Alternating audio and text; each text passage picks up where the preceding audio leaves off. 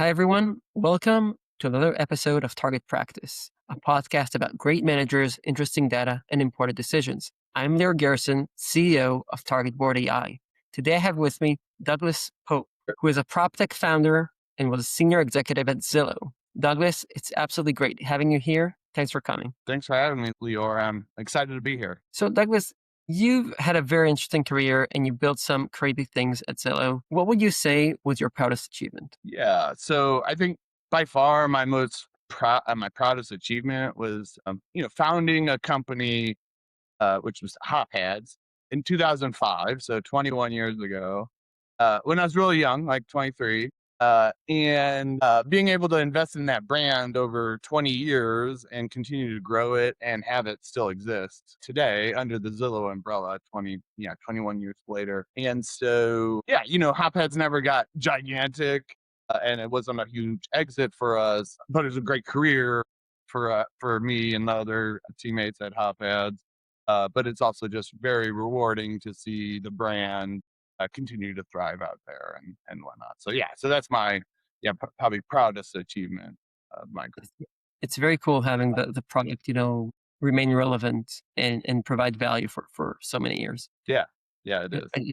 I think it's quite unique in the industry. Yeah, for sure. And even just like career wise, a lot, most people bounce around every few years, and so it is unique to have, and all those big companies have it, like founders that have been there forever and whatnot. And so it does help have it helps keep brands and companies alive if you also keep the people around, and retain them. It's very, very important. I've been in situations where, so the CEO decided to replace the team or move the team, Hmm. and it broke the company. Yeah. It set them back so many years, having to sort of rebuild and re-educate. Hmm. Yeah. That's a great way to kind of ruin a good acquisition is, just kind of make it dissolve and whatnot. So, and that happens so often. But yeah, so in Zillow's case, they're very, very good at integrating companies and businesses and kind of letting them alone and run their own brands and businesses and products and stuff. So that's good environment. Very cool. What would be a situation where you'd say that you've done something different? Yeah. You know, Yeah, I guess like I have two kind of examples. One is software related and business related. We were pretty young when we were starting, and it was a different era. So 2000, the early knots, 2005 and whatnot. And so it was very difficult for us to raise money. We could raise a little bit of money from like friends, family, and stuff, and a small VC in the East Coast. But like we were competing against startups like Zillow and Trulia that were raising hundreds of millions of dollars, which is still small in today's numbers. But it was just, if I were to do it differently, or if I were to do it today, with the experience I have, I'd go out there and raise money, because it is hard to bootstrap a company, and we did it for 7.5 years before the acquisition to Zillow. And so, more capital, the better, is one of my learnings. Obviously, you got to have the right terms and have the right partners and all that stuff. But so yeah, so that would have accelerated our growth for sure. But when you do what you can, like if no one believes in you or trusts in you, you got to do it yourself or whatever. So that's what we did. And then the other thing, I did PropTech and HotPads and Zillow Rentals for 20 years. So then, I was getting a little, let's say, high on myself a little bit for, like, being a little bit successful. And so I thought I'd like try to do something different a little bit. And I did a real estate development in my small hometown. It went great. The development's beautiful. It's a historic, rehabilitation, and it's awesome. But I thought I could operate a restaurant inside of it, and a coffee shop and events venue. And my skills are not transferable at all. It's such a low margin business, and I'm in software and testing and all this is such a high margin business. It's a totally like different way of operating, and I couldn't make that transition, and it's very painful. So yeah, so just like kind of like my advice on that is like kind of know your skills, know yourself, and lean into your expertise and your skills, and don't think you're like, you can do everything, because No one can unless, oh, maybe a couple people, but they're crazy. So, Douglas, did you encounter a situation where you had an important decision to make and you had the right data to make that decision? Yeah, in like consumer software products, the nice thing is you can test everything, right? So, we there's nothing, over time we developed the process to be able to test everything that we launch, right? Early days, you're just kind of launching products and hoping they work. If they work, keep them up. If they don't work, pull them down. But you're always testing stuff. And so, like, the learning about having the right data is and testing is that, in the when you the hope when you're starting a business or starting a product is that it's long lived and is very impactful. And so you're launching ideas and new products all the time that potentially don't work, right? And so you're testing them, getting the right data in hand. But the learning, I'd say, is like, just because the data told you something, 5 years ago. If it's a long-lived company, a long-lived product, you should in the future retest old ideas that didn't work, and because the data is going to tell you something different. It might still fail or whatever, but there were countless products that we tried or whatnot in the teens, the 2000 teens, that didn't work, but are now very kind of valid and important features and products and initiatives. Can you give like one example? 'Cause this is very interesting. Yeah, so like pricing models have evolved over time for sure.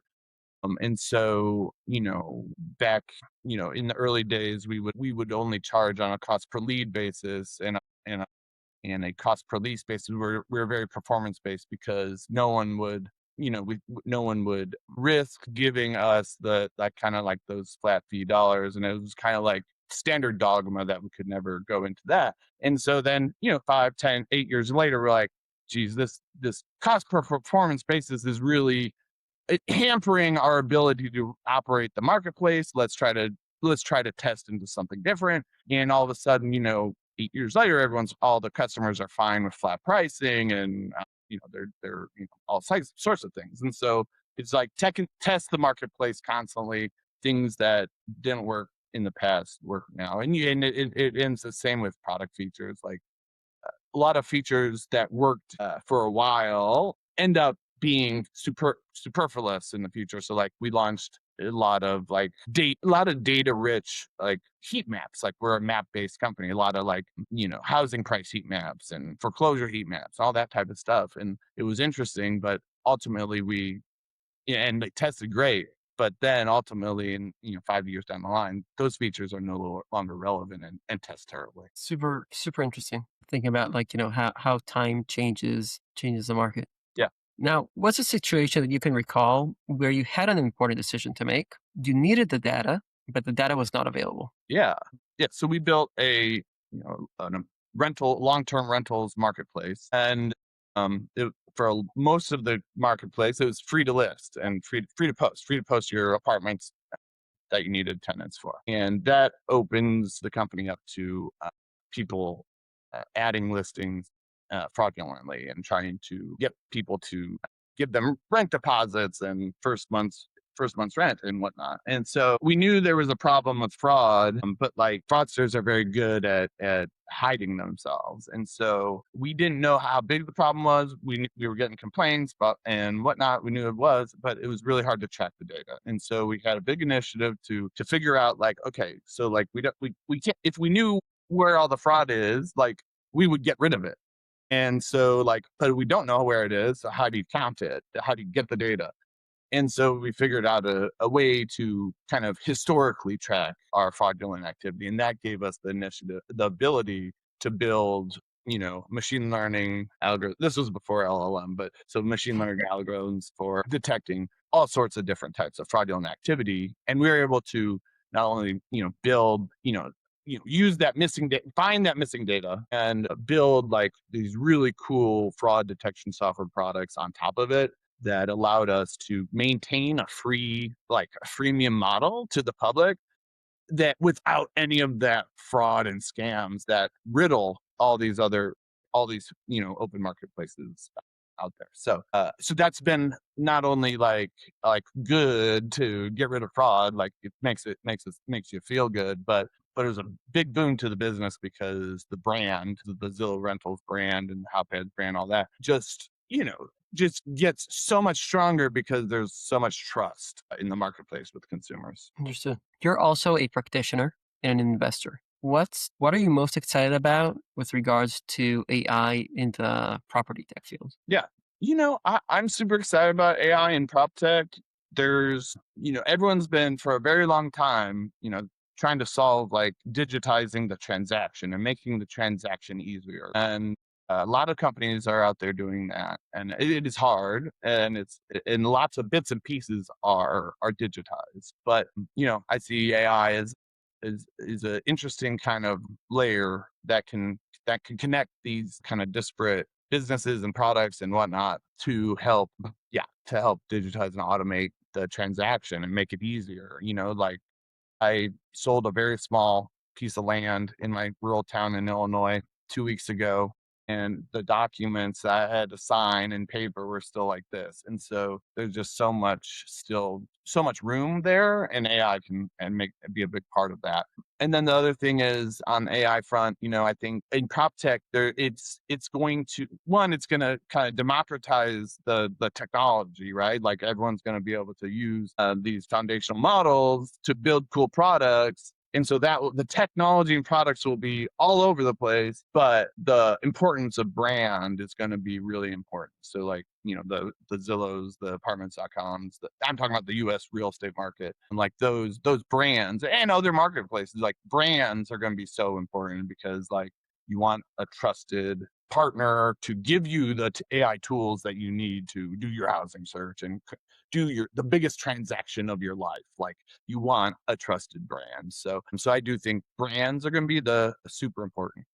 I don't want to just go to ChatGPT to do everything. That's not what I'm going to do. So there's so much opportunity for brands. Yeah, yeah, I agree. Okay, last question. For new founders that are building new companies, especially maybe in prop tech, but not necessarily, what would be one metric that you would recommend that they track? Yeah. Oh, yeah.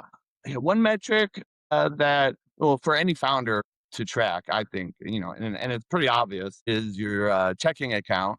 I referenced in a previous discussion about we didn't raise much money. We I think a total raise over 5 years was like $3 million.